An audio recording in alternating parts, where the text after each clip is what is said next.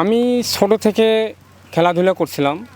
যখন ম্যারাডোনা ছিল, ম্যারাডোনা থেকে আমি খুব ওই আর্জেন্টিনাকে সমর্থন করছিলাম। 80-90 দশকের সময় আমি ভালো গোল কিপার ছিলাম, তো এই জন্য সবাই আমাকে খুব সাপোর্ট করছিল।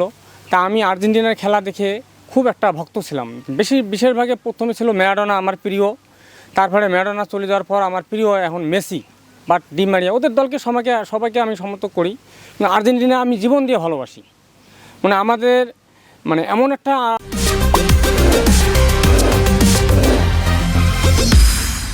এই আর্জেন্টিনার খেলা আসলে খেলাটা যদি আমি না দেখতে পারি, আমার এমন একটা খারাপ লাগে যে আমার জ্বর আসি যায়। এমন অবস্থা।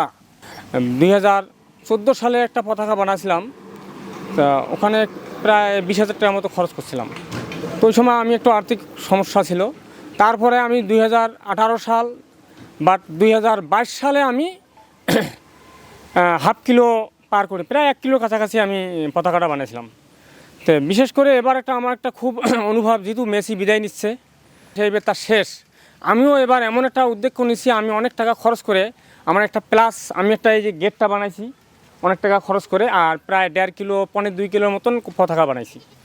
আশা করি যদি ভালো করতে পারে আর্জেন্টিনা দল, তাহলে আমি ফাইনাল পর্যন্ত আবারও আসি। আমি আরও উদ্যোগ নেব, এলাকাবাসীতে আমি একটা ভালো খাওয়ার অনুষ্ঠান করব। সবাই আমাকে আর্জেন্টিনার একটা পাগল মনে হয়, আর্জেন্টিনার ভক্ত, তুমি কি পাগলামি শুরু করে দিছো। সবাই আমাকে এই ধরনের বলে যে এত ভক্ত কিভাবে হলা। আমার ছেলেও আর্জেন্টিনার ভক্ত, বাড়ি শুনে সবাই আমাদের সবাই সাপোর্ট করে আর কি। আমার বাবা ছোট থেকে, আমি যখন ছোট ছিলাম তখন পতাকা বানাইছিল, তখন আমি দেখতাম। তো এখন বড় হয়ে দেখি আমার বাবা আরও অনেক বেশি বড় বড় পতাকা বানায়। তো তার প্রতিভা দেখে আমিও এখন আর্জেন্টিনার ফ্যান হয়ে গেছি। আমার অনেক ভালো লাগে। এখন আমার বন্ধু বান্ধব যেগুলো আছে সবাইকে বলি যে আমার বাবা এত বড় পতাকা বানাইছে, খুব ভালো লাগে। আমার বাড়ি এখান থেকে 1-1.5 কিলোমিটার দূরে।